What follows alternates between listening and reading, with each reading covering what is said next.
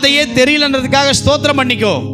எந்த திசையில போறதுன்னு தெரியாததுக்காக ஸ்தோத்திரம் பண்ணிக்கோ. காரணம், 1000 திசை இருந்தாலும் ஒரே ஒரு திசையில மாத்திரம் அக்கினி ஸ்தம்பத்தின் வெளிச்சம் காணப்படும். அது கர்த்தருடைய வழி, அது கர்த்தருடைய சித்தம். அதிலே போகிறவன் உட்பிரவேசிக்கிறவன் பாக்கியவான். ஹல்லேலூயா. அவர் பகலிலே எப்படி நடத்துவாரு? மேக ஸ்தம்பத்திலும் இரவிலே அக்கினி ஸ்தம்பத்திலும் என்னை வழி நடத்துவார். எவன் உதவியும் எனக்கு தேவை இல்லைன்னு எத்தனை பேர் ஒரு ஆமென் சொல்றீங்க?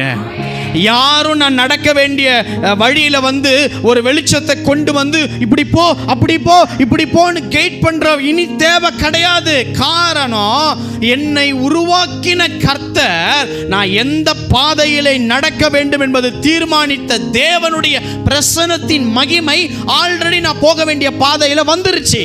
அந்த இருளான பாதையிலே தேவ